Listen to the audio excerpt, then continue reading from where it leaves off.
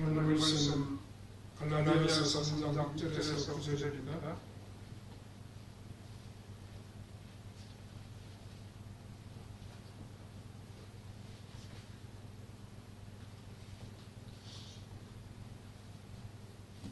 신약성경 304면쯤에 있습니다.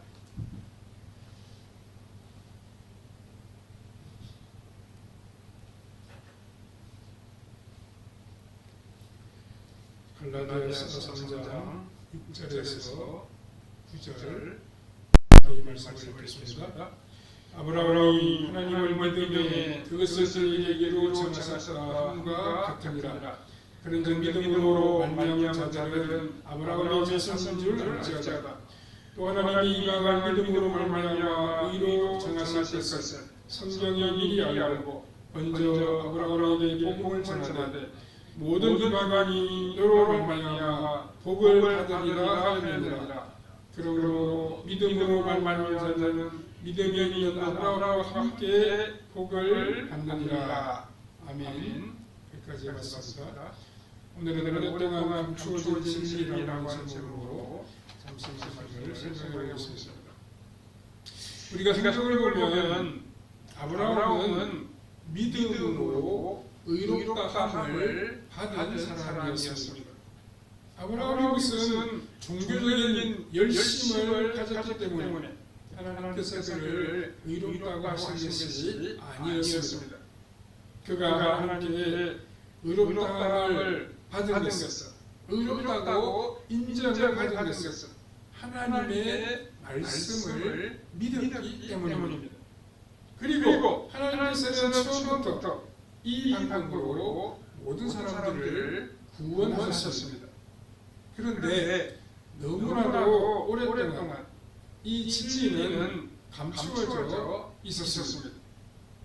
그래서 사도 바울이 전하는 복음은 그 당시 사람들에게 엄청나게 큰 충격을 주었고 많은 사람들이 생소하게 느끼게 되었습니다. 사람들은 바울이 전하는 진리를 쉽게 믿으려고 하지를 아니했습니다. 그 당시 사람들은 아직도 구원을 받고 하나님 앞에 의로운 사람으로 인정받기 위해서는 하나님을 위하여 무엇인가를 바치고 어떤 일을 해야만 한다고 생각했습니다. 이런 당시의 분위기였어. 사도 바울이 오늘 우리가 읽은 본문에서 말씀하고 있는 것이 무엇입니까? 믿음의 조상이라고 불리는 아브라함이 하나님을 믿음으로 의롭게 되었다는 사실입니다. 이 진리는 아주 오랫동안 많은 사람들에게 감추어져 있었습니다.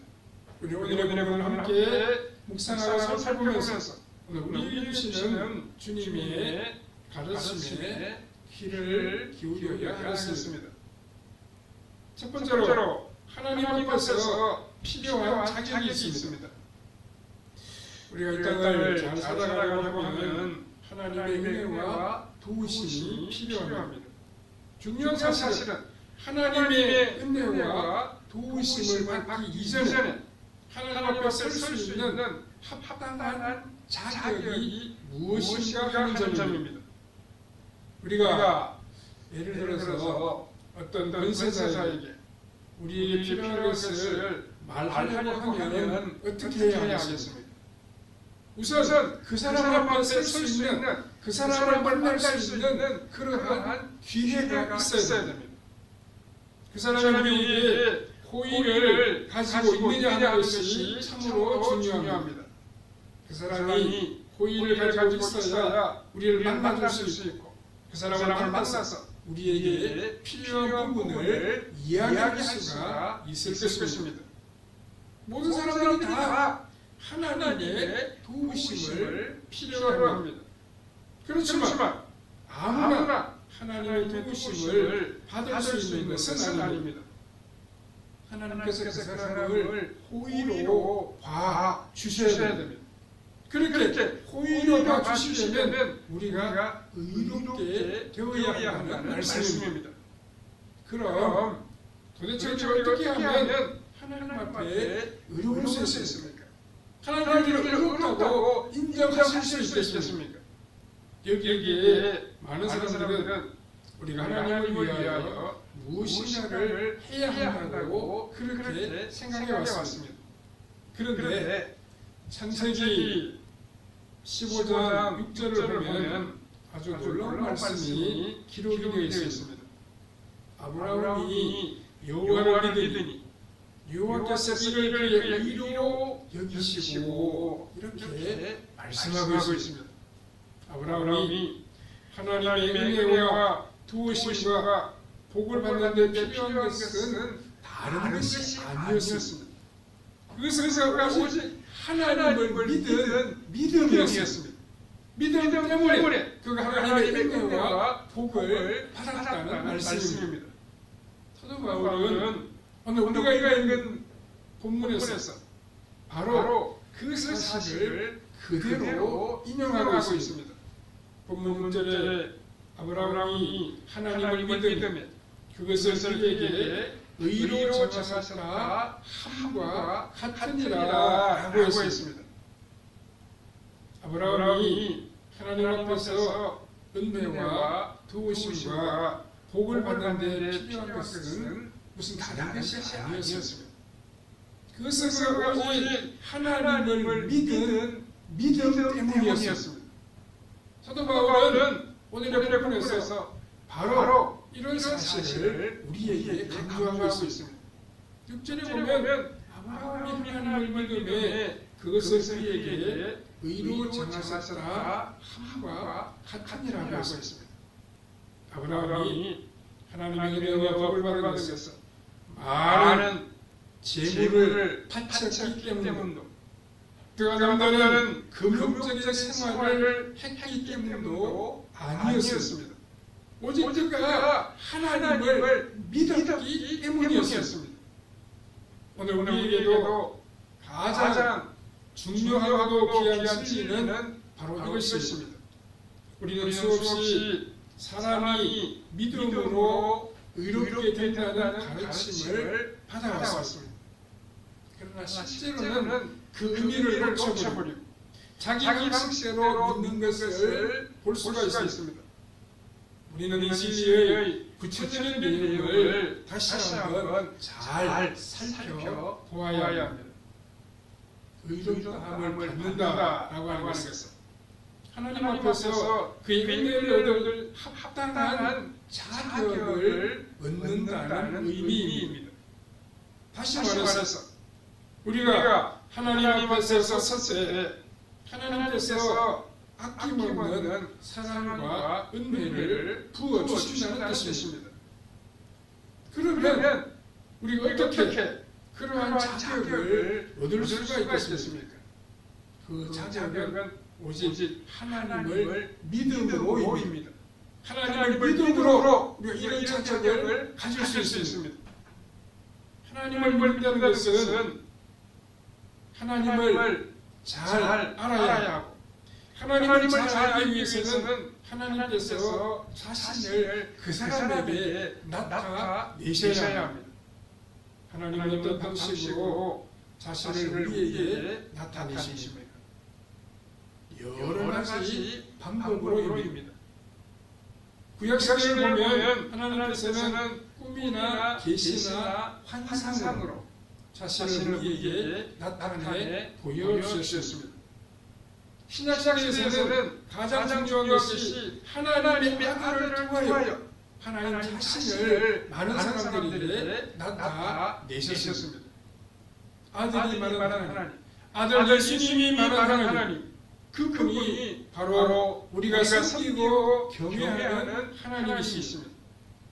그리고 성령님께서 사도들을 통하여 말씀하신 성령의 증거 모두 하나님 우리에게 자신을 나타내시는 방법이기도 합니다. 그래서 성경은 말하기를 믿음이 하나님이 주신 선물이라고 그렇게 표현하고 있습니다. 하나님께서 자신을 나타내지 아니하시면 아무도 그 하나님을 믿을 수가 없는 것입니다.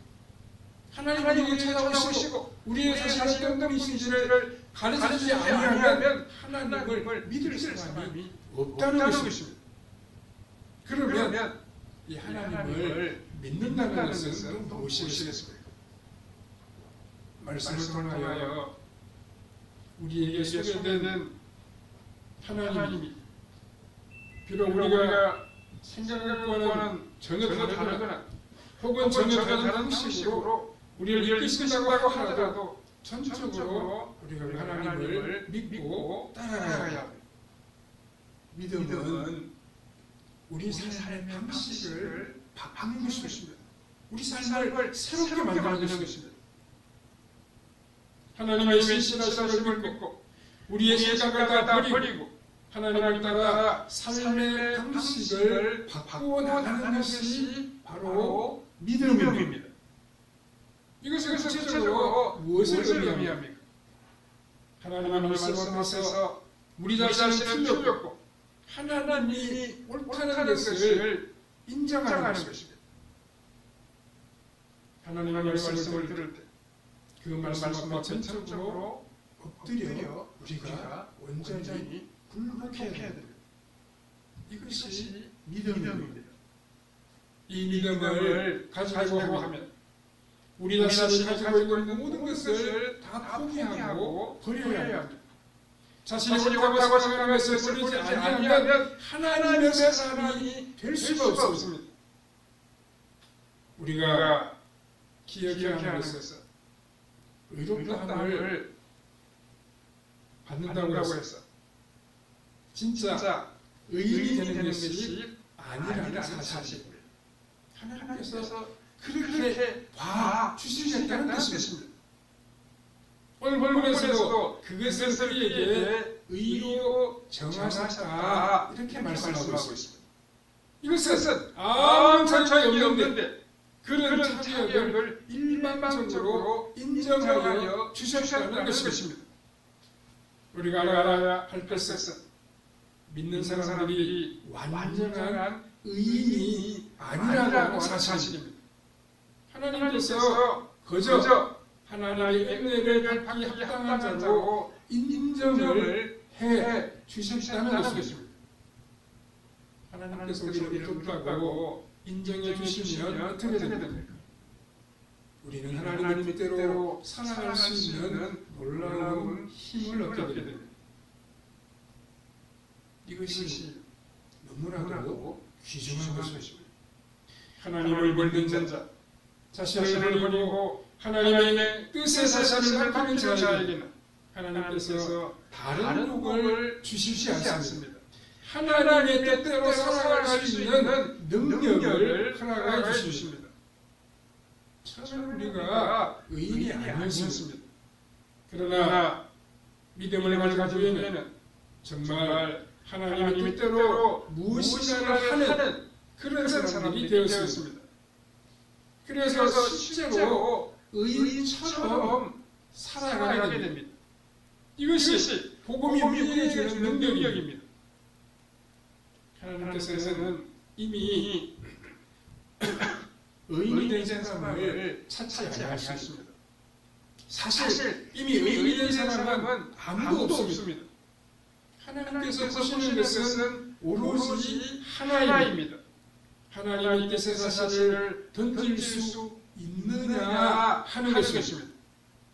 하나님의 뜻에 자신을 완전히 던질 수 있는 자에게는 하나님께서 하나님의 뜻대로 살아갈 수 있는 힘을 주셔서 정말 의인으로 살아가게 만들어 주십니다. 하나님께서 이런 사람들에 대해 어떤 복을 주십니까? 무엇이든지 기도하는 것을 다 들어주십니다. 기도하는 것을 다 응답하여 주십니다. 믿음으로 하나님의 신실하심을 붙들고 기도하며 나아갈 때 우리는 참으로 복된 삶을 펼쳐갈 수 있습니다. 두 번째로 이방인들도 하나님께 나아갈 수 있습니다. 사도 바울 당시에 가장 중요한 문제는 하나님께 나아가는 데 있어서 유대인과 이방인 사이에 무슨 근본적인 차이가 있느냐라고 하는 문제였습니다. 그 당시에 대부분의 사람들은 근본적으로 차이가 있다 그렇게 생각했습니다. 그래서 모든 사람들이 유대인처럼 되는 것이 하나님 앞에서 인정을 받는 길이라고 여겼습니다. 그러나 사도 바울은 사람들의 생각에 기초하는 것이 아니라 성경에서 그 근거를 찾고 있습니다. 본문 7절과 8절에 그런즉 믿음으로 말미암은 자들은 아브라함의 자손인 줄 알지어다. 또 하나님이 이방을 믿음으로 말미암아 의로 인정하실 것을 성경이 미리 알고 먼저 아브라함에게 복음을 전하되 모든 이방인이 너로 말미암아 복을 받으리라 하였느니라 라고 했습니다. 사도 바울은 하나님을 바로 알고 바로 믿는 자들은 모두 아브라함과 똑같이 하나님 앞에서 의롭다고 인정받을 수 있다고 가르치고 있습니다. 그 이유는 성경이 그렇게 약속을 하셨기 때문입니다. 아브라함에게 복음을 전하기를 모든 이방이 너로 말미암아 복을 받으리라고 말씀하셨습니다. 중요한 것이 무엇입니까? 복음의 선포입니다. 사람들에게 복음이 선포되지 아니하면 하나님을 믿을 수가 없습니다. 다시 말해서 구원은 사람에게서 나오는 것이 아니라 하나님께로부터 시작이 됩니다. 그래서 복음이 선포되었다는 것은 무엇을 의미하는 것입니까? 하나님께서 사람들을 받으시려고 천국의 문을 활짝 열어 놓으셨다는 것입니다.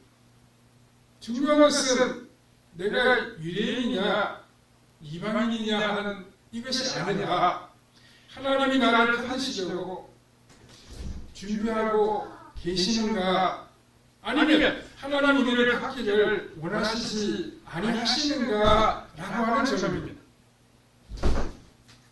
복음이 선포되었다는 것은 그 복음을 들은 사람들은 누구든지 하나님께로 나아와도 좋다는 뜻입니다. 성경에 보면 아브라함에게 복음을 전했다고 말씀하고 있습니다. 이것은 아브라함에게 복음을 맡겼다는 의미입니다. 그것은 모든 이방인들도 아브라함과 같이 믿음으로 구원을 얻는다는 복음입니다. 그런데 이 복음이 예수 그리스도가 오실 때까지 감추어져 있었습니다. 그 이유가 무엇입니까? 하나님께서 더 환한 태양이 떠오르기까지 이 복음의 진리를 감추어 두시기로 작정하셨기 때문입니다. 율법은 구원의 완전한 방법이 될 수가 없습니다. 한번 그렇게 해보라는 것입니다. 율법은 한번 그렇게 살아보라는 것입니다. 하나님께서는 이러이러한 것인데 한번 해보고 싶으면 해보라는 것입니다. 그래서 나타나게 되는 결과가 무엇입니까? 전적인 실패였습니다. 아무도 율법의 행위로는 구원을 얻을 수가 없다는 사실입니다. 우리 힘으로는 우리의 노력으로는 하나님의 뜻대로 살아갈 수가 없습니다. 그래서 날마다 하나님 말씀 앞에 겸손하게 무릎을 꿇고 자신을 신뢰하지 않는 그 사람이 바로 하나님의 백성입니다. 우리가 우리 자신을 온전히 신뢰할 수가 없습니다. 우리가 언제라도 넘어질 수 있는 사람입니다. 언제라도 죄를 범할 수 있는 그런 연약한 사람들입니다. 이렇게 우리 자신을 신뢰하지 않는 사람이 하나님을 의지할 수 있습니다. 성경에 보면 선줄로 생각하는 사람은 넘어질까 조심하라고 말씀하십니다. 우리 자신을 하지 않고 하나님을 바라보고 말씀을 의지하고 때 하나님이 받아주시는 아름다운 하나님의 백성으로 세워질 수가 있습니다. 세 번째로 사탄은 끊임없이 우리를 공격해옵니다. 믿는 사람들을 공격하는 사탄의 방법이 무엇입니까? 그것은 자기 자신을 믿게 만드는 것입니다. 자기 자신을 믿도록 만들어가는 것입니다. 자기 자신은 무엇인가 믿을 만한 것이 있는 대단한 존재라고 여기에 만드는 것입니다. 그러기 위해서 무엇이 필요합니까? 무엇보다 중요한 것이 자기 자신을 다른 사람들과 비교하게 하는 것입니다. 다른 사람과 비교하게 되면 나타나는 것이 행위입니다. 왜냐하면 사람의 중심을 어떻게 알겠습니까? 이것은 거의 실패한 경우가 없을 정도로 성공률이 높은 방식입니다. 그래서 예수님께서도 제자들에게 바리새인의 누룩을 조심하라 이렇게 말씀하신 적이 있었습니다. 이것은 바리새인의 교훈을 조심하라는 것입니다. 특히 그 바리새인들의 교훈을 누룩이라고 말씀하신 것은 전형성이 아주 높기 때문입니다. 사람을 몸으로 판단하는 것은 너무 쉬우면서도 눈에 나타나는 증거가 있습니다. 그래서 객관적인 판단이 가능합니다. 그러나 복음은 그런 판단을 사용하지 않습니다. 복음은 누구든지 성장하는 만큼 살아가는 것입니다. 아직 믿음으로 크게 성장하지 못한 사람은 자신의 수준에서 주님께 충성하면 됩니다.